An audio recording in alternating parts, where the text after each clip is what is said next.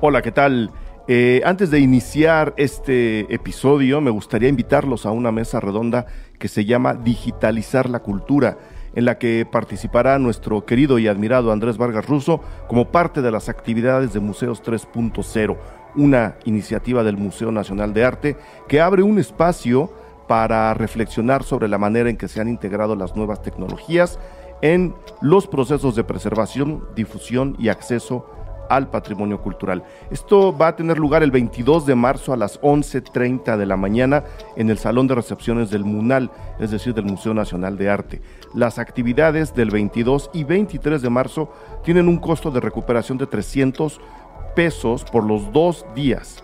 Pero si ustedes son estudiantes, maestros o tienen su credencial del INAPAM o amigos MUNAL vigentes, por supuesto, tienen un 15% de descuento. Estén pendientes de nuestras redes que el 23 de marzo vamos a tener una transmisión especial desde el MUNAL. Rimando, adiós. Cine Garage. Aquí cabe todo el cine. Con Eric Estrada. Nuevo cine mexicano. Puentes.me.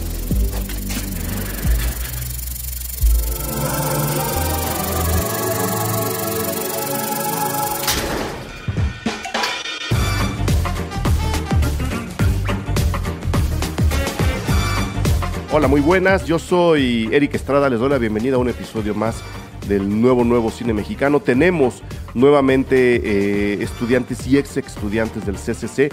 Vamos a escuchar a Yassib Vázquez, director del documental Taqueda, a Raúl Quintanilla, director de la ficción Otras Personas, un cortometraje en blanco y negro, y a Mariano Murguía, director de La Proporción Aura, un muy bonito cuento de amor, desamor, ya él nos contará.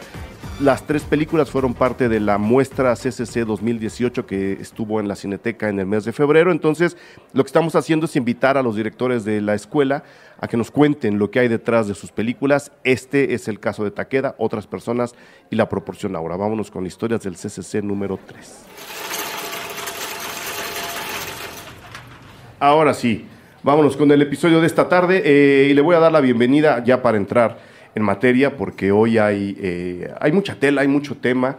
Hoy tenemos 3 películas para comentar alrededor de las historias del CCC, que es como hemos llamado a esta serie de episodios surgidos de la muestra que se presentó en febrero en la Cineteca. Tengo a mi lado izquierdo a Yassib Vázquez, director de Taqueda. Yassib, bienvenido, muchas gracias por estar en Cine Garage y en Puentes. Muchas gracias por la invitación.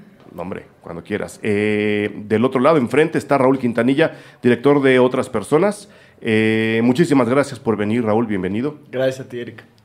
Y de mi lado derecho tengo a Mariano Murguía, que dirigió La Proporción Aura, un cortometraje que, como los otros 2, excepto Taqueda, que es un largo, se presentó en la muestra CCC 2018. Mariano, mil gracias por venir, bienvenido. Gracias a ti.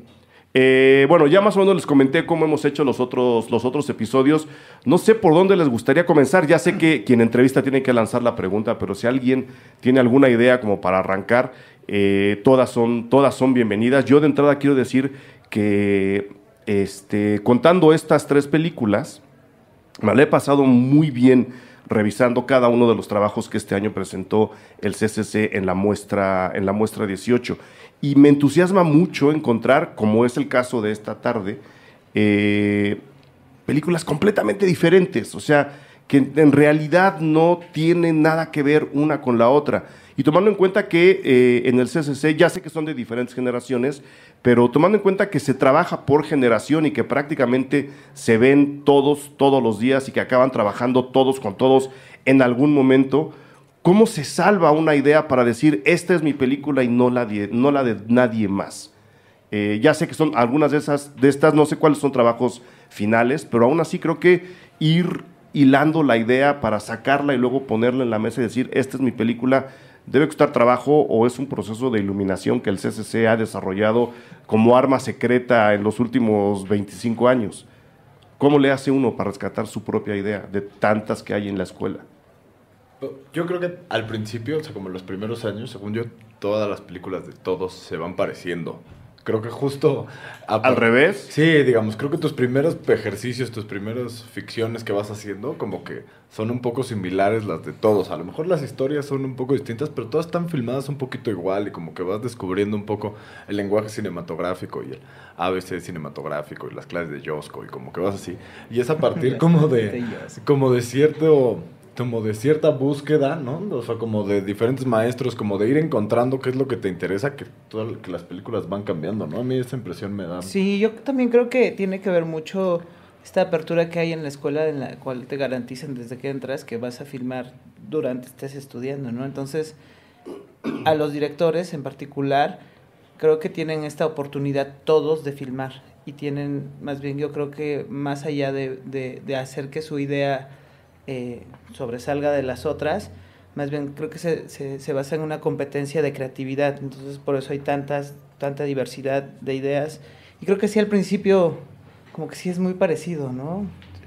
Pues vas empezando, entonces claro, mucho no tienes la idea de qué está pasando, ¿no? Claro. Y te vas formando con tu generación, aunque, bueno, por ejemplo, en mi experiencia propia, yo me acerqué más a generaciones más grandes que la mía, ¿no? Como los Yapaqués o los Warriors. ¿Cuál es la tuya? Fluffers. Okay. Explíquenle a la gente, porque digo, uno que tiene contacto con la escuela sabe que cada una de las generaciones se bautiza, pero explíquenle a la gente de dónde vienen los nombres y por qué hacen eso. ¿Cómo se llaman las Son tuyas? los encargados de la continuidad de las películas pornográficas, básicamente. No, yo sé lo que son. A ver, yo hablaba de personas. ¿Por qué se bautizan a las generaciones en el CCC? Okay. No, por supuesto que sé de qué se trata. Bueno, un pequeño apunte cultural para la gente que no ha visto porno, no saben de lo que se pierden. Ahora sí, Raúl. Por favor, ilusionas. Bueno, básicamente cada generación tiene un nombre y es la generación de arriba de ellos las que los bautizan de acuerdo a varias circunstancias, digamos, a cómo son, a cosas que están pasando en el país, etcétera, y les van poniendo diferentes nombres y con eso te van poniendo. ¿Cuál es la tuya? La mía es Pirurris. Ok, que es de las más actuales, ¿no? Digamos, nos estamos como empezando a titular en estos momentos. Sí, es la que está saliendo en este momento. Exacto. ¿No? ¿Y tú, Mariano? Yo soy de los Horrenders. Los Horrenders, ese es buen nombre, ¿eh? Digo, todos. Fluffers hasta para banda de rock funciona. No sé cómo no se le había ocurrido a alguien. Pero, pues bueno, así más o menos te rescatan las ideas. Y me gustaría, Mariano, empezar un poco con la tuya, porque tiene una particularidad. Ahora le cuentes a la gente de qué va tu película.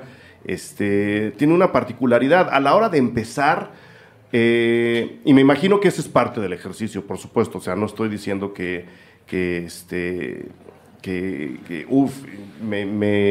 me encontré con una idea y la voy a explotar al máximo. No, al contrario, la trabajaste muy bien, porque parece que vas a contar la historia obvia y al final empiezas a dar un par de giros que nos dejan bastante inquietos en algo que era una historia hasta cierto punto bastante tierna. Y te lo repito, sé que ese es parte del ejercicio. Entonces me gustaría que le contaras a la gente de dónde salió tu historia y cómo es que empiezas a manipularla para sacar en este cortometraje, La Proporción Aura, una pequeña lista de inquietudes de acuérdate cuándo, o no iba por ahí. Sí, pues iba un poco por ahí, sí tiene mucho que ver como con las cosas que me pasaron a mí en mi adolescencia y todo, y también pues yo quería hacer una comedia romántica, pero que tuviera también un sentido de realismo, ¿no? Yo siempre siento que cuando hay una comedia romántica que tiene un final feliz es porque acabó ahí, y si te sigues ahí 6 meses en la vida de esa relación, al final cuando ya pues consiguieron estar juntos, o después de así la plática en el lago y se declaran el amor, y ahí están los créditos. Pero si te sigues 1 año o 6 meses... O pues una hora más, ¿no? Una hora más, pues te das cuenta pues que la vida y el amor pues son más complejos y que acaban pues pasando cosas o terminando las relaciones. Y más o menos con esa idea hice el guión y pensé también como en filmar el corto de esa forma, que se sintiera como una comedia romántica muy clásica y muy inocente y naive, y que se fuera convirtiendo pues en otra cosa, ¿no? En algo más real, ¿no? Porque como dices, ¿no? Como dice tu personaje, ¿cómo se llama tu personaje? Perdón, Leonardo. Leonardo. Como dice Leonardo, acabo de perder mi flor, ¿no? Y pues es así como de, sí está padre, ¿no? Y luego, ¿qué se hace, no? Entonces, creo que la idea de llevarla a un punto más real es aplaudible, pero al mismo tiempo es complicado porque tampoco te podías salir tanto del tono de la comedia romántica que estabas planteando en un principio, ¿no? Sí, mucha gente me dice que el final no es un final y que se te quedas así como a medias y... No, pues es que nunca han perdido su flor, yo creo, porque... Pues sí, y también por eso hice como este gag de poner los créditos falsos de la película, que hay unos créditos ahí que está viendo la mamá. Uh-huh. Lo quise poner así como de, si aquí terminara la comedia romántica, pues es un final feliz, perdió su flor y todo está bien, ¿no? Le estoy spoileando un poco el corto a la gente que no lo haya visto, pero pues más o menos por ahí va. ¿Y qué tan difícil fue filmar un corto como este? Pues fíjate que... Son 13 minutos, 13, 14 minutos por ahí, ¿no? 13 minutos. Las complicaciones yo siento que más grandes estuvieron en la pre, cuando estaba pues levantando el dinero, buscando, porque filmamos en Puebla, entonces pues... Ah, ¿no está hecha aquí en la Ciudad de México? No está en la Ciudad de México. ¿Por?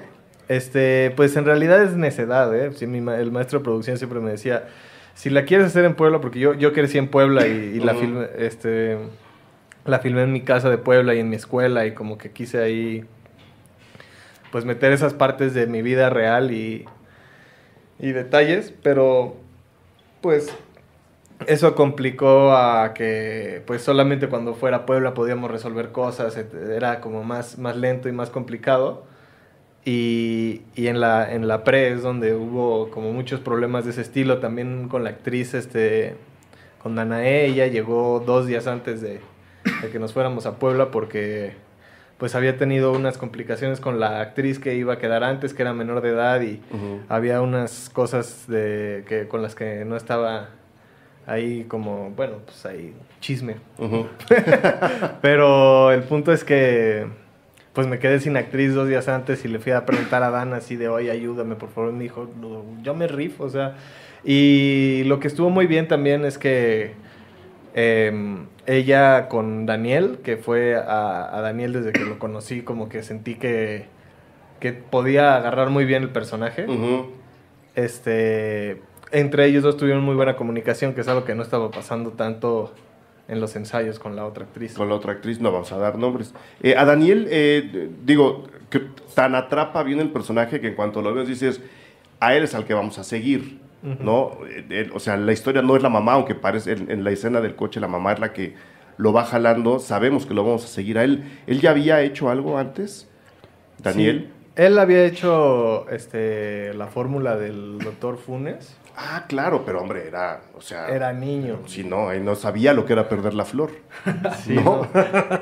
Y él es hijo de Silvia Pasternak y de Carlos Carrera, que yo estaba tallereando el guión con Silvia y pues le dije que todavía no tenía actor y no sé qué, y me dijo que pues ella sentía que a Daniel le encantaría hacerlo y que si él supiera que ella podía como pasarle ese papel y no lo hacía, se enojaría. Entonces, pues me dijo, pues va, conócelo. Y en cuanto lo conocí, pues me pude comunicar muy bien con él y pues ya.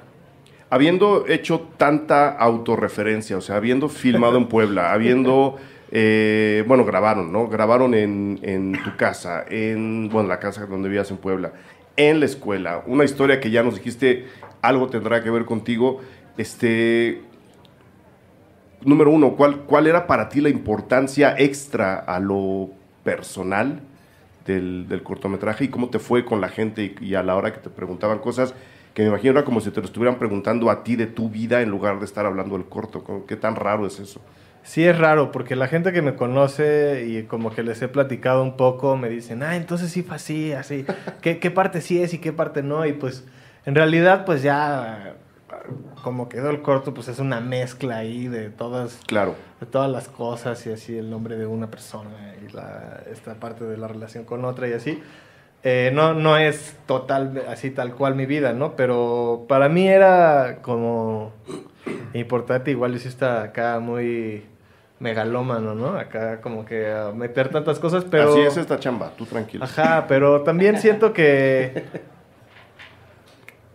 si ya lo estás haciendo, como que buscar una manera de disfrazarlo y de que no sea tan pegado a ti pues puede acabar siendo falso. Entonces yo siento que sí le puede dar estos detalles de mi vida real, sí pueden, yo sí tengo la creencia de que sí acaban pegándose a la película de una manera que pues a la gente le llega pues más cerca porque está más cerca de mí. Claro. O sea, están hablando directamente ahí con las cosas que me pasan. Claro.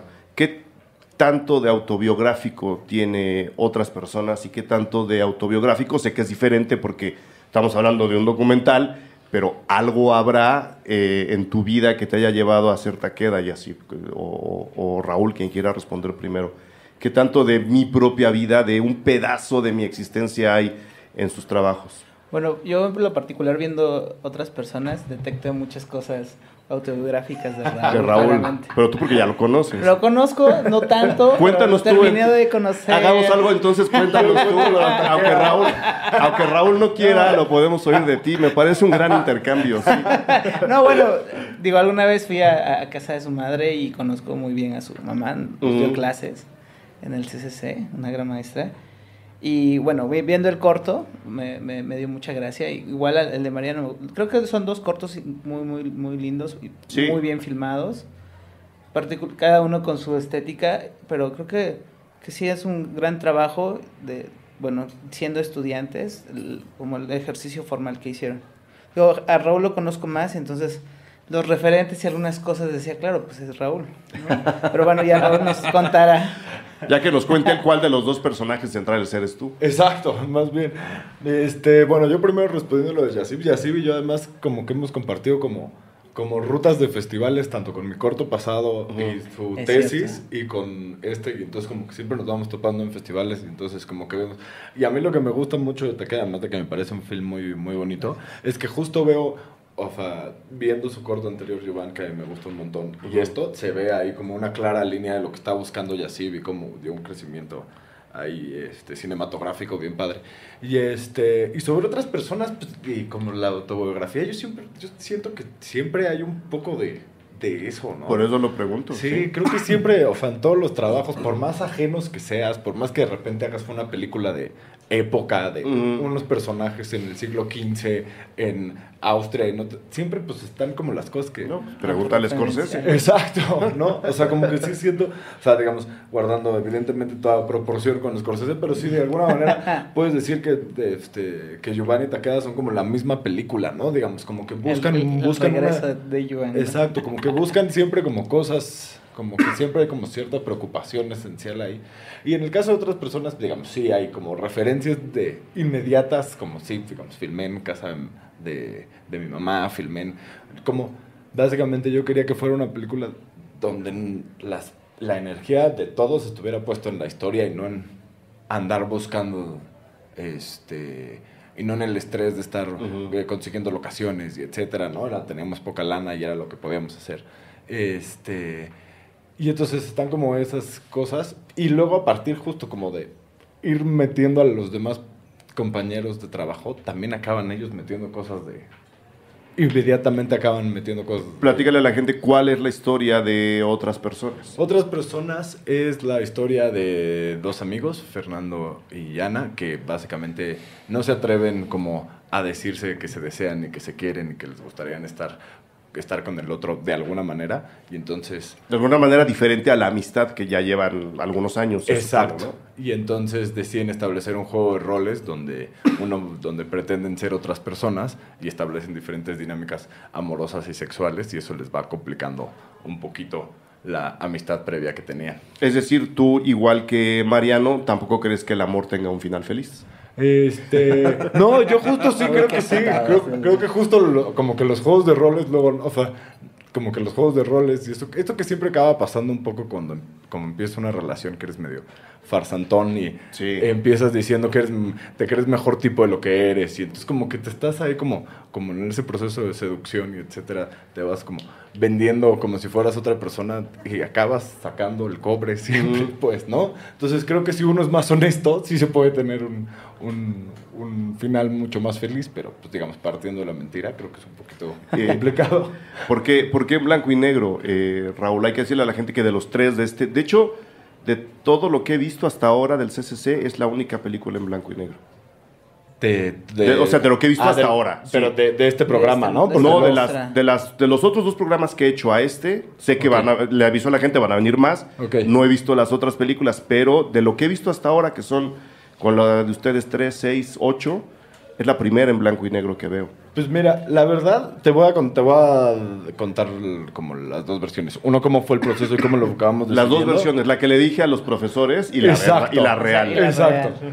Una, es que mucha parte de otras personas tiene que ver con el juego, con cómo estos dos personajes van jugando y estableciendo diferentes situaciones lúdicas, ¿no? Y a mí justo me parece importante que como espectador también sintieras ese juego totalmente, que creo que te da el blanco y negro, digamos. El mundo es a color y el blanco y negro, pues es... Cuando tú estás viendo una película de blanco y negro, hay como una sensación evidente de que es una película, ¿no? No hay esta cosa de me meto en un mundo, ¿no? Sabes que estás viendo una peli. Eso fue. Y por otro lado, cuando estábamos preparando la película, a mí me costó muchísimo trabajo encontrar como la paleta de color. Estábamos sufriendo mucho con arte y con fotografía de qué hacíamos, cómo lo hacíamos y desaturados, ¿no? Fue como qué buscar. Y de repente, haciendo un ensayo con Fernando Álvarez y con Jimena, que son los protagonistas, actores protagónicos de la historia, lo estábamos grabando y el fotógrafo dijo, ¿qué pasa si le quitamos el color? Y eso nos amplió, o sea, no nada más nos motivó un montón, sino nos dio muchas más referencias más. Evidentemente empezamos como a hilar la película con determinado cine francés de finales con la nueva ola y etcétera, y nos abrió muchísimas cosas en lenguaje que no habíamos pensado. Por eso está el falso récord del principio. Así es. Ok. Sí. Que me gusta. Cuando se hace con alegría está bien, cuando ves que es porque la cagaron es que está mal, ¿no? Aquí no, aquí, pero ahora que hablabas, y hay que aclararle a la gente, no encontraban la paleta de color, estaban batallando con eso y deciden mutar al blanco y negro. Eso pasa cuando uno tiene que entregar un trabajo en la escuela y hay un tiempo límite y necesitas terminar las cosas, ¿no? Si eso lo hace un director que está haciendo su séptimo largometraje, dice, no, a la mitad de la producción cambia de color a blanco y negro, creo que ahí tenemos problemas. ¿Por qué lo estoy comentando? Porque me gustaría que le dijeran a la gente cuánto tiempo tardó el rodaje de sus películas. Solo para contar, o sea, lo decidimos durante la preproducción. Durante la a eso digo, a eso sí. Exacto. Si alguien lo decide a la mitad de la producción es que tiene graves problemas, a eso me refiero, sí. Bueno, Tarkovsky lo hizo, ¿no? En Iván el Terrible. Sí es, ¿no? Esta película que empieza en blanco y negro. Pero la última parte de Iván el Terrible, hasta donde a mí me dijeron en la escuela, es porque él quería justo dar el cambio de esta fue la historia oscura de Iván. Y ahora que ya todo es alegría y felicidad, vamos al Technicolor, sí. Eso fue lo que me dijeron a mí. Yo a él no lo conocí nunca. Hay una historia con esa película. Pero bueno, no es tu caso. No es mi caso. ¿Cuánto tiempo tardaron en...? Nosotros filmamos como 10 días, 11 días de filmación. ¿Y cuánto de pre? Habíamos planeado un mes. Para play intensa, un mes. Ok. ¿Y de escritura de guión? De escritura de guión como 4. En realidad no había un guión propiamente, había un cuento que nos tardamos como 4 meses, más o menos. Vale.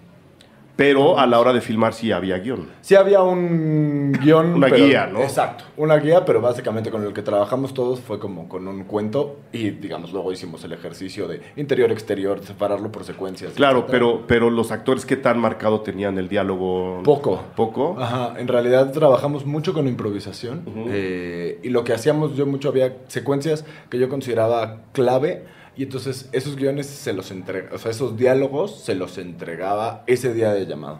nosotros construimos durante para mantenerlo fresco. Claro, digamos. Entonces más o menos con todo lo que habíamos trabajado previo, sabían, tener una idea de a dónde iba, qué secuencia iba a ser, etcétera, pero me gustaba que no tuvieran como memorizados clarísimos los guiones. ¿Se puede saber cuáles eran esas secuencias? Claro, por ejemplo, la secuencia de los muñequitos de los Playmobil, esa sí fue, digamos, escrita y yo se las di 1 hora antes de filmar. Más o menos es el corazón de la película, claro, ¿no? Entonces yo la tenía como clarísima y ellos sabían que iba a haber este momentito de juego y que eso iba a determinar toda la acción restante de la película.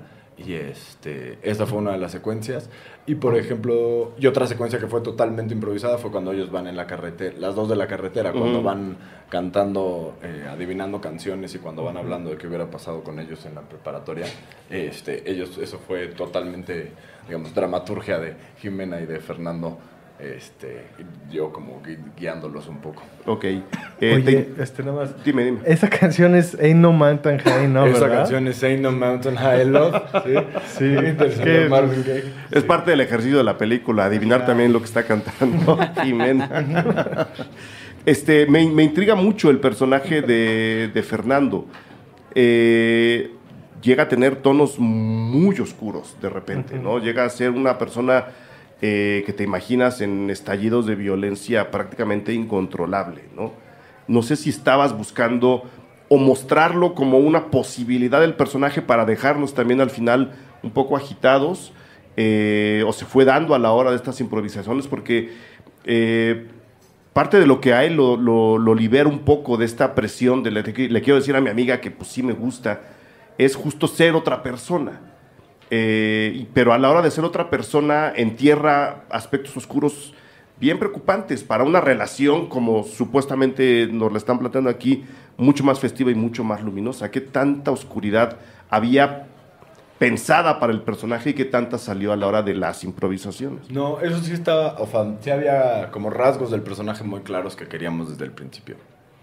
Y entonces sí queríamos como esta frustración en Fernando previa de ser un adolescente de 25 años, que todavía no sale de casa de su madre, que todavía no ha terminado la tesis y como terriblemente frustrado, que sí estuviera a flor de piel, porque si no creíamos que entonces como que luego no iba a haber conflicto y no iba a haber una consecuencia importante, ¿no? Y justo eso lo planeamos. Y además ahí hay una cosa interesante que yo conozco a Fernando, el actor. Por eso el personaje se llama Fernando. Conozco a Fernando desde que tenemos 4 años de edad. Entonces lo conozco muy bien. He seguido bastante su trabajo como actor. Entonces tengo como muy claro qué colores puede dar, qué emociones puedo dar y qué tiene una facilidad, facilidad para encontrar ciertos estados de ánimo. Y él sí tiene como una bestia, como para enojarse y este tipo de cosas, y entonces pues sirvió un poco ahí de pretexto, pues lo conozco perfecto, sabía que lo podía hacer, y ahí lo fuimos llevando. ¿Y cómo te fue con la gente a la hora de que lo presentaron en la muestra? Porque el final de Mariano es, como él mismo lo decía, es muy real, ¿no? Una historia de amor a, ¿qué edad? ¿14, 13 años? ¿No? Pues sí, te va muy bien una noche, pues al día siguiente te cortan por WhatsApp, cabrón. O sea, y pasa, nos ha pasado a todo mundo, ¿no? Te dejan el post-it en la banca de la escuela y ¿sabes qué? Ya no, nos ha pasado a todos, ¿no? Y es un final muy real. El tuyo, sin dejar de ser real, además de todo, es tremendamente inquietante. ¿Cómo te fue con la gente? Pues mira, la verdad, hemos tenido como buenas reacciones con el público. Sí, hay como sí, cuando acaba de repente se sienten en la sala así como una cosa como de, ay, ya acabó, no, o sea, como, ay, ¿por qué no nos deja aquí? Que era un poco como... mucho del final fue encontrado en edición, okay. de dirección totalmente editorial, sobre todo este regreso, donde justo intentábamos todavía quitar más esta sensación de vacío que se quedaba al final, como para ser gratos a esta relación, como justo tan festiva que tienen Jimena y Fernando, y no que desapareciera completamente. Y entonces con Ernesto Martínez, el editor, justo se le ocurrió este momentito de hacer como esta especie de bucle temporal y regresar a ese momento donde se originó todo y que quién sabe qué pudo haber pasado. Y eso ha ayudado mucho como a volver a encontrar como cierto aire y cierta alegría en el espectador y en la sala cuando sucede, pero sí se siente ahí como cuando acaba. ¿Nunca has pensado mostrarla sin ese epílogo? La verdad lo mostré varias veces antes de los cortes. Ajá. Y y era muy tétrico. Y a mí lo que me pasaba era que justo creo que no era como grato con los personajes, como con la relación que habíamos conseguido, como que de repente se borraba todo. Y creo que no es tan así. Luego pues sí se borra todo y luego dices, bueno, la cagamos en algún momento y ya. Okay. Muy bien. Yacib, hace rato Raúl decía que en tus dos películas se ven tus inquietudes y se ven tus propios cuestionamientos. Y me gustaría que nos dijeras si es cierto y cuáles son. Híjole, pues no sé, creo que mis documentales giran más a partir de la condición humana y entendernos en el mundo como lo que son, o sea, más bien entendernos y leernos sin etiquetas y justamente generar un diálogo más horizontal. Creo que de eso van mis películas, ¿no? Y Takeda es justo esta reflexión en la vida que a todos nos ha ocurrido, que es este reencuentro con nuestro espíritu y cómo a partir de que nos perdemos, cómo nos vamos encontrando, cómo vamos aliviando ciertos dolores que tenemos en la vida, ¿no? De eso va un poco Takeda, que, bueno, el maestro... Cuéntale a la gente. El maestro Shinsaburo Takeda es un pintor japonés, de origen samurái, que lleva 60 años viviendo en la ciudad de Oaxaca. Es una de las personas que más ha impulsado las artes plásticas en Oaxaca, o sea, está Toledo y el maestro Takeda. Y en particular me llamaba mucho la atención cómo esta persona se había apasionado por Oaxaca, ¿no? Y cómo se maravilla con este contacto y esta similitud entre el Japón profundo y el Oaxaca y el México profundo, ¿no? Y era justamente eso también, cuestionarnos qué tanto conocemos de nuestro país, ¿no? ¿Por qué no se había hecho una película así antes de Takeda?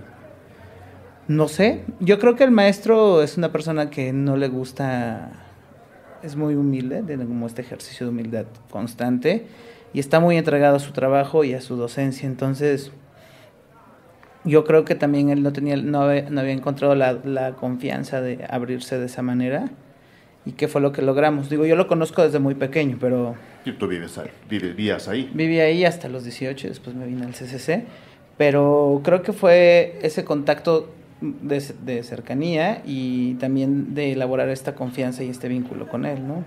Sí, pero esta confianza y este vínculo lo empezaste con él antes de pensar en hacer el documental, o sea... Pues cuando empezamos la convocatoria que abrió el CCC, porque bueno, es dentro del concurso de óperas primas documental del CCC, y entonces me acerqué a él porque justamente me interesaba su historia y también había varios cuestionamientos creo que Oaxaca es un lugar donde surgen muchos artistas plásticos, ¿no? Y la mayoría de ellos rompe esta condición donde a veces aparentemente el arte o la gente que estudia arte tiene que tener un estatus social medio alto, ¿no? Y en Oaxaca muchos de los pintores que ahora, artistas plásticos emergentes y pues ya las vacas sagradas de la plástica, muchos provienen de una extracción muy humilde y de pueblos originarios. Entonces, ¿por qué estaba sucediendo esto, no? Y me doy cuenta que a esta persona que conozco desde los 4 años tiene mucho que ver, ¿no? Y ya previo a empezar el proyecto y la investigación, hablamos con él porque justo era el interés de hacer una película de él, y desde el inicio me dijo, sí, pero quiero saber de qué va, ¿no? ¿Cuál es el concepto de tu película? ¿Cómo le explicas una película así a Takeda? Es difícil. O sea, olvídate de los maestros del CCC. Dile a él. Convencerlo. Sacar lo que traías en la cabeza, convencerlo y luego enseñársela. ¿Ya la vio? Ya la vio, la vio. Ahorita nos cuentas. Primero dinos, ¿qué le contaste? Pues justo le conté esto que te... Tú ya habías investigado, ¿no? Sí, había investigado y tenía nociones. Además, en ese momento en particular, a él le habían dado ya un reconocimiento en Japón como una medalla que solo da el emperador a personas que han destacado en el mundo y que han hecho una labor social en cualquier parte del mundo. Y Takeda es una de estas personas, ¿no? Entonces tiene como el reconocimiento más alto del imperio japonés, de alguna manera, por así decirlo. Y justamente le expuse esto, ¿no? O sea, como quiero, a partir de sus ojos, mostrar por qué están surgiendo tantos artistas de esta manera, cuál es su proceso, cómo, por qué salió de Japón. Y fue eso que lo fue como aflojando para que aceptara. Y después de eso nos invitó, porque le dieron un reconocimiento la Universidad Autónoma de Oaxaca, el doctor honoris causa, por sus años de docencia y por todo el semillero de artistas que ha generado, ¿no? Y fue ahí donde un poquito empezamos a encontrar similitudes entre Takeda y sus alumnos, ¿no? Y la película empezó también a tener este espíritu de encontrarse y de conectar con el espectador a partir de las experiencias personales, ¿no? Porque corríamos el riesgo de caer en una película biográfica y muy, muy convencional en cuestión de arte. Muy de alabanza incluso, ¿no? Sí. Y sí, al final creo que la película termina siendo un homenaje, pero sí tiene estos claroscuros que tratamos de compensar y que también es muy difícil, ¿no? Ya una persona de 83 años con todo el colmillo del mundo, ¿no? Artista plástico, ¿cómo le va sacando el lado oscuro, ¿no? Sí fue complicado. O sea, creo que de las cosas más complicadas fue entablar estas entrevistas con él y sacarle la información. Es por eso que él no habla a cuadro como hasta el minuto, ¿qué será? 25, 30, por ahí. Sí. Por la dificultad de ir jalándole las frases que tú necesitabas. Sí, un poco era, en la investigación nos dimos cuenta que el maestro tenía una similitud y una cercanía con sus alumnos, con sus hijitos, como él le llama. Y la similitud es que todos habían perdido a su madre o a su padre a muy temprana edad. Y como él, que perdió a su abuela. Y esta condición del dolor y del duelo, ¿no? Y particularmente a mí me tocaba mucho porque justamente cuando yo empecé la película, mi papá había fallecido 3 meses antes. Entonces, como esta condición del duelo y esta pérdida era muy, muy fuerte. Y entonces conectamos, ¿no? O sea, yo y los alumnos y él, como que entendí por dónde teníamos que empezar la película, ¿no? Y entendí por qué se había ido de Japón. Porque un poco era esto de no saber por qué había abandonado Japón, siendo que era era un rockstar era muy joven y ya estaba destacando dentro de la Escuela de Bellas Artes, ¿no? Además que pertenece a una generación muy talentosa de artistas contemporáneos japoneses, que la mayoría salieron de Japón, que además fue la primera generación después de la bomba atómica que estuvieron en Bellas Artes en Tokio. ¿Cuánto tardas en consolidar el trabajo de montaje de un documental como este? Porque, no es que sus películas no tengan montaje, cada una tiene su estilo y cada una está contando su historia, y por supuesto que por eso están estudiando, ¿no? Pero el proceso de Takeda es completamente diferente, ¿no? Tienes que irte casi a la parte Einstein del montaje, ¿no? De encontrar justo el momento en el que vas a cortar el pozo de agua para luego enseñar, cómo están amasando la arcilla. Pero son imágenes y se nota especialmente conforme la película va avanzando hacia el final, y tú me vas a dar las razones, pero no están elegidas al azar, o sea, está todo medido y cuadrado. ¿Cuánto tenías de imágenes y en qué momento alguien dijo, tenemos que empezar a montar así y tenemos que hacer 3 ensayos y luego desechar lo que no nos gusta? O sea, me intriga mucho el trabajo de montaje en esta película. Híjole, bueno, pues de formación, o sea, yo soy cinefotógrafo, ¿no? Y realmente creo que me pongo el saco de director cuando siento que tengo que hablar de algo. Cuando te conviene. Ajá, cuando me conviene. Y entonces justo las imágenes para mí es una gran herramienta para poder comunicar y acercarme y poder transmitir la idea que tengo. Entonces muchas de las secuencias y el problema que, y esto era como desde la mesa, era cómo hacer que la voz en off y el trabajo con el maestro, porque le cuesta trabajo hablar español, se construyera de una forma elocuente. Era a partir de procesos, ¿no? Y justamente estaba este tema de la ritualidad dentro de nuestros temas, dentro de nuestro esquema de trabajo. Y era, claro, día a día hay muchas cosas que hacemos y las repetimos y olvidamos que de alguna manera tienen un toque de sacralidad, ¿no? En este caso, por ejemplo, las tortillas, o el hacer panela, ¿no? O el ir a un templo, o el ir a caminar y levantarte en las mañanas y dibujar, ¿no? Entonces, a partir de estos procesos, fuimos diseñando un poco dónde iba la cámara y qué queríamos contar y darle su espacio y su lugar a cada proceso como si fuera un ritual. Entonces fue así que fuimos construyendo con la imagen y con la cámara digamos que eran como tres líneas, ¿no? Era el sonido, por una parte el diseño sonoro, la imagen y el diálogo del maestro, de quien estuviera hablando. Entonces a partir de este juego íbamos entrelazándolas y haciendo este ensamble que justamente dio este resultado, y que en la mesa de edición fue un poco complicado. Fueron 8 meses de edición, fueron como 220 horas de material. Y justo el trabajo con Javier, que es un excelente editor, al principio fue un poco complicado lograr que él entendiera como esto que traía en la cabeza, y cómo traducirlo a montaje, pero creo que al final lo logramos y creo que hay un gran resultado. ¿Cuántas veces se pelearon? No hubo peleas, más bien como momentos de frustración, ¿no? Cuando de repente no te entiendes y dices, ay, ¿cómo le hago para...? Es que te entiendo que no te entiendan, porque explicarlo, tú ya viste el documental. Sí. ¿Tú ya viste el documental? No. ¿No? Tienes que. Es que yo creo que estás teniendo justo las dudas que tuvo tu editor a la hora de decir, mira, esta es la historia y lo sagrado, el ritual, este personaje, o sea, transmitir eso en una junta de 4 horas es imposible, ¿no? Tienes que hacer 28 juntas de 2 horas para más o menos llegar a un acuerdo.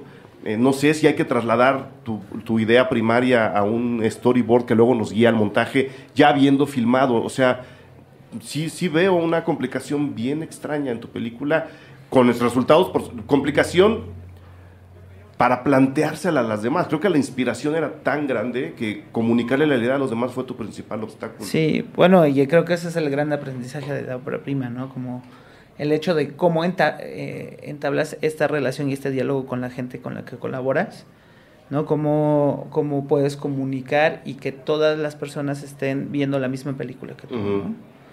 Y que justamente en esta sintonía pueda haber como aportaciones significativas que crecen la película, ¿no? Y en particular, sí, fue un poco difícil, ¿no? Los primeros cortes eran, pues, talking heads, ¿no? Porque como que él tenía toda esta estructura, además es un gran editor de documental y trae una estructura muy, como... clásica. Muy clásica. Entonces, romper con eso fue un poco difícil, ¿no? Era como trabajar con las sensaciones. Hicimos un mapa mental, ¿no? De cuáles eran los temas y cuáles eran los subtemas y cómo irlos relacionando con la imagen y con el sonido. Y fue hasta ahí que empezamos como al 4.º mes ya a tener algo mucho más sólido. Un parto largo. Sí, y después de eso, desde el 3.º, 4.º corte, volvimos a regresar a filmar la última temporada, la última etapa de la película, que fueron otros 15 días. Realmente sí fue un rodaje de 9 semanas, diferidas en 3 años y medio. Entre Japón y Oaxaca. ¿Y ya la vio entonces? Sí, ya la vio. ¿Y qué te dijo? Pues está muy contento. Él, creo que de las cosas que ya estando más bien en su casa o en su estudio echando mezcal, una de las cosas, o sea, él volvió a pintar cambió su estilo de pintar, ¿no? Como que empezó a hacer obras que tienen referentes de su niñez y elementos que venían con él, ¿no? En esta cultura samurái, en estos protocolos samuráis, ¿no? Y que los mezcla con todos estos viajes que hicimos dentro de Oaxaca. Entonces, como que él también creo que concilió muchas de las cosas que le dolían y le ayudó a poder cerrar ciclos que le había dejado abiertos. Muy bien. Este sí es final feliz. Digo, el tuyo también rápido. Pero este es un final feliz más claro. ¿Cómo les ha ido? ¿El tuyo ya fue a festivales? ¿Taqueda ya estuvo en festivales? Justo estuvo seleccionado en Morelia el año pasado junto con... Ah, claro, pues estuvo en Morelia. Los tres, ¿verdad? Los tres, ¿cómo les fue ahí? Porque una cosa es enseñarlo en la muestra del CCC en la Cineteca, donde pues, la mitad son cuates y familia. Va tu mamá. Va tu mamá y tu mamá invita a las amigas. y otra cosa es presentarlo en Morelia. El público de Morelia es rudo. ¿Cómo les fue ahí? Pues yo sentí que me fue muy bien. Yo estaba en el mismo programa con Raúl y el suyo era el primero y el mío era el segundo. Entonces, pues el empezar con el de Raúl, que es en blanco y negro y que todos estos momentos como de convivencia de pareja que se ahorran en mi corto, que es más corto y es como más compacto y más de asumir por corte que ya pues tuvieron una relación bonita. Siento que fue un programa interesante de que pues primero viéramos el de él, que sí tiene estos momentos alargados y que sí vemos cómo la relación se va generando y se van como yendo a estos dos extremos, ¿no? Porque yo creo que lo padre de tu corto es pues por un lado, esta espontaneidad y esto como tan inmediato que sucede a partir del juego, y el otro lado, que es lo que dices tú, el dark side acá, que le sale a los personajes por estar jugando tanto con sus emociones y pues pensando que ya no le puedes decir algo porque pues ya no estás en el juego de rol. Ya no estás en papel. Ajá. Pues no sé, siento que nos fue muy bien. La gente se reía ahí con los chascarrillos de mi corto y pues el premio de la selección en línea lo ganamos. Y pues estuvo increíble la experiencia. Fue mi primer festival y pues me la pasé a toda madre. Ahí nos la pasamos bien, ¿no? Bien, muy bien. Raúl, ¿cómo así te fue? ¿Así de bien? No, pues creo que estuvo bien. A mí, la verdad, Morelia me encanta. No, Morelia es un gran festival. Es súper lindo. Y además, justo es súper lindo que va, incluso a las funciones de corto, está llena de gente que quiere ver cine. Entonces, eso es increíble. Entonces, sí se da una energía bien particular, que luego, a mí, la verdad, siempre todas las proyecciones me pongo bien nervioso. Pero ahí sí hay mucha gente y vas viendo cómo va reaccionando. Y entonces ahí si vas aflojando por cómo va reaccionando o si vas... deprimiéndote un poquito. Pero no, estuvo muy lindo, la verdad. ¿Cómo lo fue a Takeda y así? Muy bien. Bastante. Las dos funciones que tuvimos en el cine, creo que estuvieron, bueno, se agotaron las entradas y los comentarios fueron muy, muy buenos, ¿no? O sea, de plano hubo una chica que se levantó y nos dijo como, tu película me cambió la vida, y casi se pone a llorar. Entonces creo que esos momentos uno los valora mucho. En efecto, creo que Morelia es un gran festival porque la gente va a ver cine, va como muy abierta. Y van a platicar cine, ¿no? Que creo que es lo más padre. Y también con los directores y productores, van sin máscaras, como buscando esta afinidad por hacer cine. Y en particular yo sí quiero decir como del trabajo de Raúl y de Mariano, que creo que el CCC o la evolución que ha tenido el CCC en los últimos años me llama mucho la atención.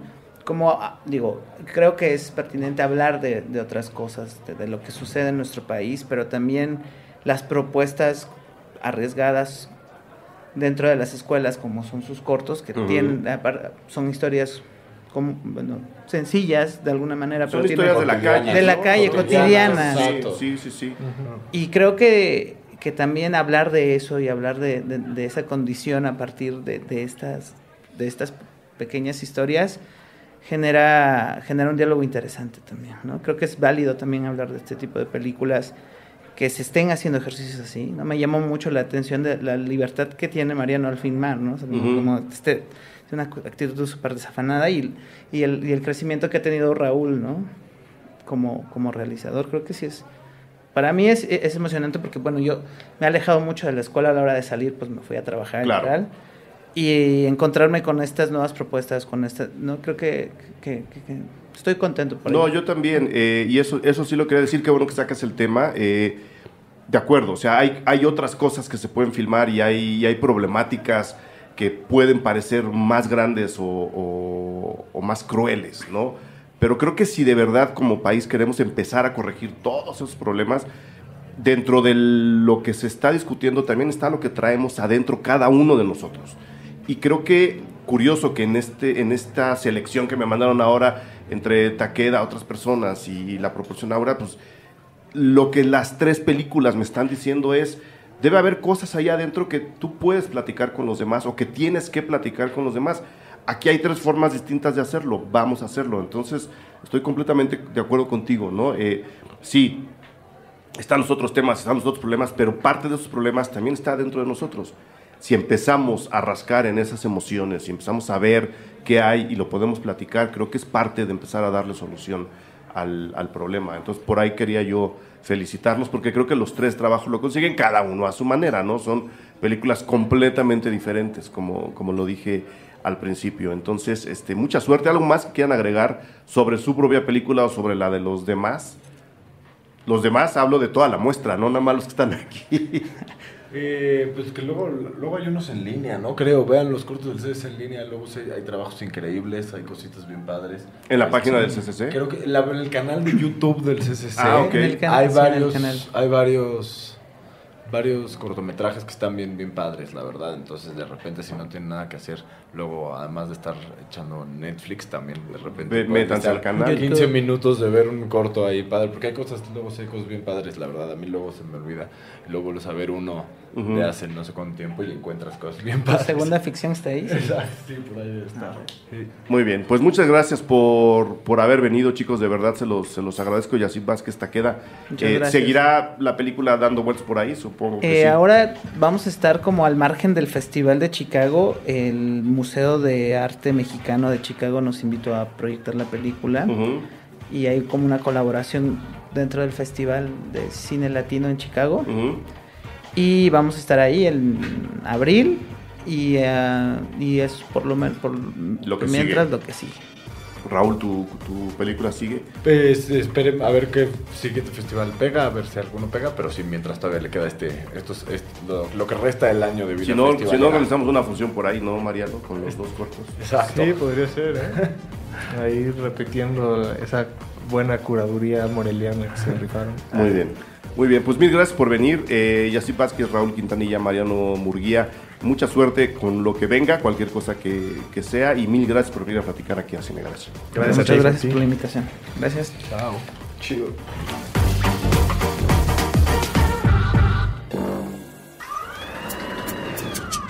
Cine Garage. Aquí cabe todo el cine. Con Eric Estrada. Nuevo cine mexicano. Puentes.me